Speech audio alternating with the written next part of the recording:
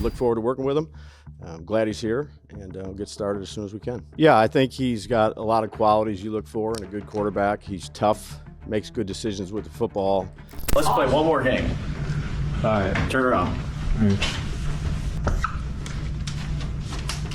Turn. Toss.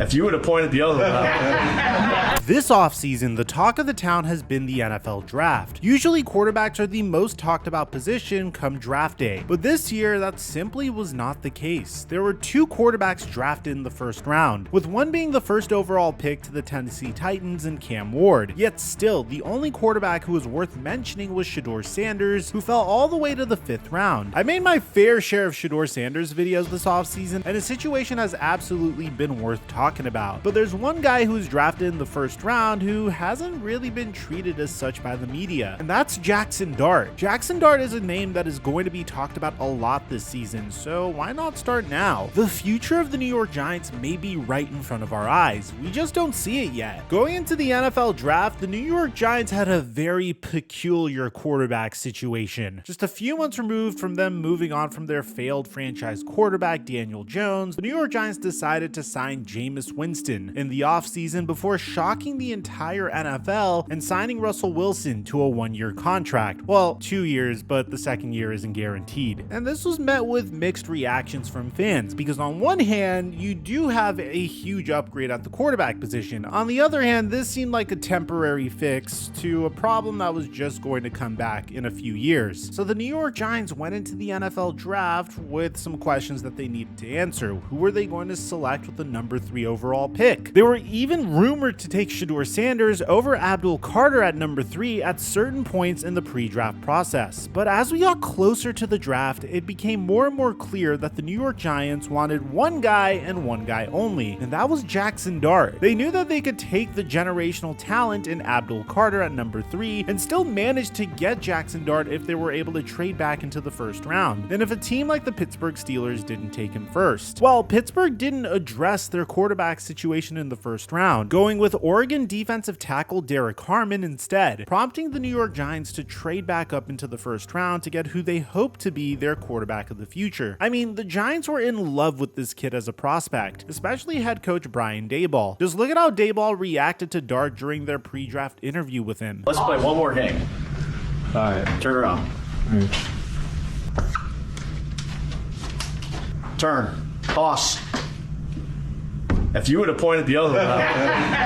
I've never seen a team, and more specifically a coach, more enamored with a prospect, and because of that, my evaluation of him has completely shifted. Going into the NFL draft, I was not high on Jaxson Dart at all, but after rewatching his tape and seeing how he's performed in rookie minicamp, I do now think that he has the potential to be a very good quarterback in this league. I mean, the tape just simply shows it. There's one play in particular that stood out to me a ton, and it quite honestly might be one of the most impressive plays I've seen a college quarterback make in the last few years, despite how subtle it is. In a game against the Florida Gators in the Swamp, Dart and Ole Miss would find themselves at their own 38-yard line, looking to drive down the field against a worthy conference opponent. Out of a shotgun formation, Ole Miss wide receiver Micah Davis would line up in the backfield and would eventually motion over to the strong side of the field pre-snap. Once the ball is snapped, Dart notices that the Gators are in zone coverage, with one defensive back playing 7 to 10 yards deep on the strong sideline. The receivers on that side of the field are going to run a scissors concept off the snap, with the outside receiver running a post and the inside receiver running a corner. Dart knows that this concept can throw off opposing secondaries, especially when they're in the zone, because the switch between the defenders sometimes isn't fast enough to keep up with the receivers running full speed. And that's exactly what would happen here. However, before the inside receiver even hits his break, Dart has already made a move that guarantees space for the corner route. Once Dart sees that the corner will beat the deep safety, all he has to do is make sure that the flat defender on the outside doesn't break to the ball, because that would be an easy interception. So what he does is, in a split second, he flips his hips forward towards the check down out of the backfield, forcing the flat zone defender to bite, before immediately turning back, setting his feet, and placing a dime near the sideline. That clip shows that Dart is one of the smartest quarterbacks that's come out in the last few years, and it's not like that was a one-time thing. Jaxson Dart made plays and throws like that all all season. My biggest knock on Dart during the season was that he seemed to be a one-read quarterback, but with the way his interviews went and what I saw from Ole Miss's offense, I don't believe that to be true anymore. It seemed to me like he would stare down his first read and that he would panic if his first read wasn't open. But under further evaluation, I realized two things. First and foremost, Dart does eye his first read down a lot, but it's because he has the confidence that he can make any throw. Just like this one, for example. Dart stares down Trey Harris out of the slot. But it turned out that he didn't even need to look anywhere else because he was able to flick an absolute dime to Harris over two Florida defenders. And I mean, you can't place a football any better than that. Second of all, similar to Shedeur Sanders, Dart was given minimal time in the pocket on most pass plays. In the 2024 season alone, Jaxson Dart was pressured 122 times, which was the 22nd most in all of the FBS. However, Ole Miss's offensive line was responsible for a whopping 81.1% of those pressures, which means that among FBS quarterbacks who were pressured at least 122 times, Dart was the 6th least responsible quarterback for said pressures. New York's offensive line isn't bad at all, and with Dart learning from one of the greatest improvisers the league has ever seen in Russell Wilson,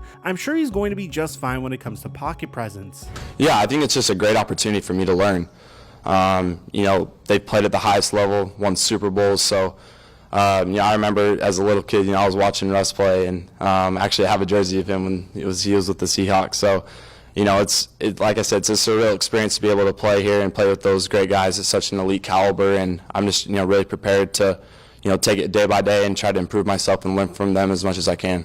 One more thing that shows that Jaxson Dart is a better prospect than people thought that has gone completely under the radar is this. There's this thing called SPS, which is short for Star Predictor Score. It puts a bunch of things together to predict how good a quarterback will be in the NFL. And up until this point, its measurements have been scarily accurate. Lamar Jackson and Jalen Hurts both scored a 99 out of 100 entering the draft, and both became superstars after being late selections. Ben Roethlisberger and Patrick Mahomes both scored 98, and they're both top 10 quarterbacks of all time. Deshaun Watson, Cam Newton, Kyler Murray, Josh Allen, and Drew Brees all scored between 92 and 96, and all 5 of those quarterbacks ended up being good pros, with Newton and Allen winning MVPs and Brees breaking numerous records. It's clear that whatever goes into determining a player's SPS is insanely accurate, and there just so happens to be one quarterback who has been given a perfect 100 out of 100 predictor score, and that's Jaxson Dart. Yes, Jaxson Dart has had a higher SPS than guys like Lamar Jackson and Patrick Mahomes, and if this method continues to be as accurate as it has been, Jaxson Dart is about to become a superstar. Now, do I think he actually will be a superstar? Well, it's kind of difficult to predict that, especially when he hasn't taken a single snap in the NFL. But do I think he'll be a good starting quarterback? Absolutely. There's a reason that the Giants were so obsessed with him coming out of Ole Miss. I mean, he did play for former New York Giants head coach Joe Judge at Ole Miss, and the greatest quarterback in Giants history, Eli Manning, did go to Ole Miss. But I really don't think that's all it was. I think they thought that Dart was the best quarterback in this class. And quite frankly, that could be very possible when it's all said and done.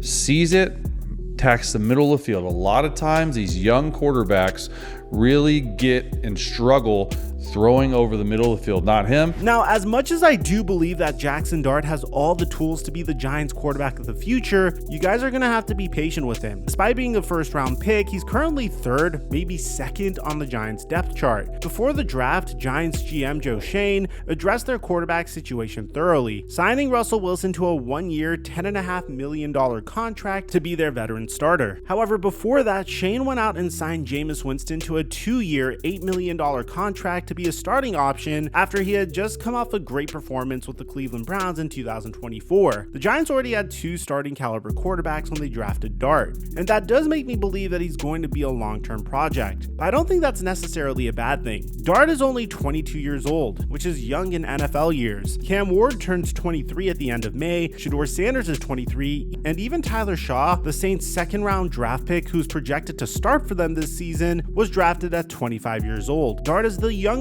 quarterback in this class, and he can afford to sit behind veterans like Wilson and Winston and learn from them before being thrown into the fire. There's a good chance that Dart does end up getting the starting job at some point this season, but it all depends on how Russell Wilson and Jameis Winston perform. New York took him to be their guy, and with the situation that he's in, the talent he's coming into the league with, and the quarterbacks he has to learn from as a rookie, he's set up for success in the NFL.